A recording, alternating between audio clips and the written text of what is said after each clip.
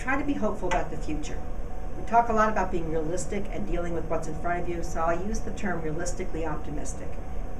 In the back of your mind, you know what the real thing is. You're trying to set realistic goals, but we really want you to be hopeful and optimistic for the future. And the future could even be today. Hopeful and optimistic about your life. That you can, again, still have a valuable life, even with chronic illness. It doesn't mean that one doesn't take the other one away. If you have an addiction issue or had an addiction issue, take this time while you're waiting on the list to learn about your addictions. The transplant team requires that you be free of substance abuse for a period of time before you're listed. So I'm going to assume if you're listing for already on the list for a transplant that you aren't using alcohol or drugs.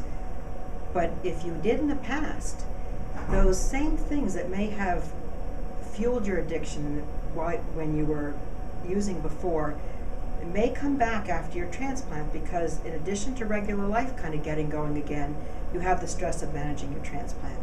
So I want to encourage you to, while you're on the list, continue with any treatments that you may have started or may be doing. Learn about how your addiction impacted your life and how you can keep addiction at bay. Addiction is a lifelong issue. It's not something that goes away with a 6-month treatment plan. It's something to constantly work with. It's constantly there. So this is a good time to continue working on that so that after transplant you feel stronger and better and able to continue to stay clean. Some people, one of the reasons they stop using substances is they no longer feel well, and it bothers their stomach or something like that. And after you have a transplant, you're going to feel well again. So that desire could come back. You need to have an action plan in place so if the desire to use again comes back, you'll be able to not do that. Any kind of substance use, even in moderation, can damage your transplant, and you could lose your transplant. You don't want to wait this long. You don't want to go through all this just to have something happen to in the future. We'd want you to keep the team informed and aware if you feel you're slipping or if you feel that something's going on in that way. Again, we talked about privacy a little bit ago. Not everyone likes to do this, but it can be very therapeutic to tell your story. If you're on dialysis, talk to people at the dialysis center. If you're in the community, talk to people about how you're waiting for a transplant. Some people really find it beneficial and really enjoy being promoters of organ donation, promoters of transplant, or going into the community and teaching people about transplant. That's one other way of helping you feel like you're doing something and making a difference while you're waiting. Spirituality, again, is an important thing to help you while you're waiting, taking strength in your beliefs. And besides that, houses of worship are a great place for social support, to talk to people, to feel like you belong to a community, to feel like you're involved in something, can take your mind off your waiting, and can also help you with reducing your strength.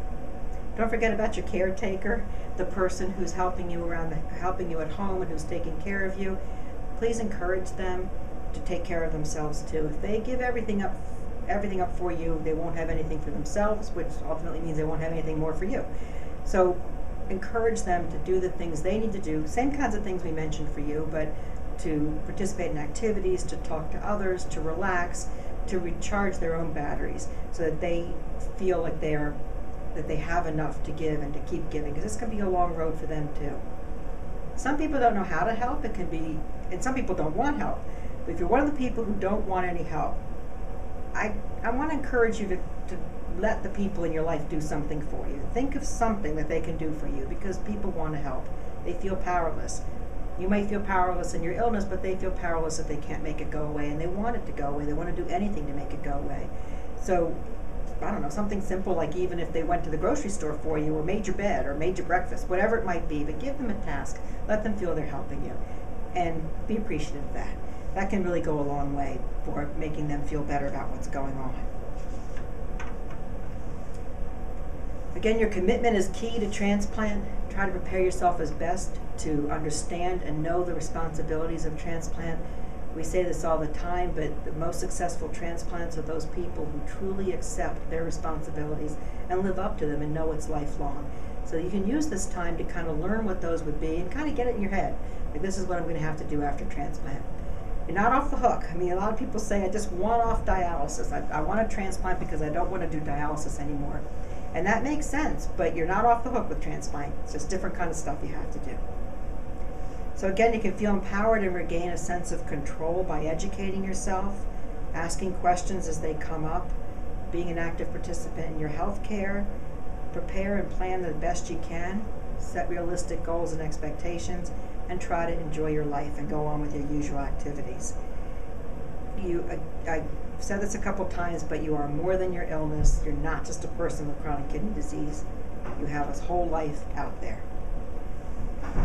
Take care of your physical self. Try to stay as healthy as possible. It sounds a little odd since you've got a chronic illness, but try to take your medications, eat well, rest, exercise the best you can. Try to stay as healthy as possible so that when transplant comes, you'll be ready.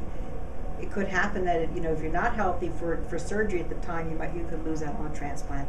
So try to keep yourself as good as you can with what's going on. Sometimes you can't control that, but the best that you can. Everyone's experience is a little bit different, so you might talk to people who've had great experiences. You might have talked to people who have not had great experiences. So wide variety out there. So please just remember that not everyone's the same. Someone that's hasn't done that well doesn't mean you won't do that well. So there's plenty of people who do great with transplant. Again, plan for the future, but live in the present and be flexible and patient. Delays and setbacks and surprises, they go hand in hand with waiting for transplant. There's really not too much you can do about it. So try to be as flexible and patient as you can and accept who you are through the process.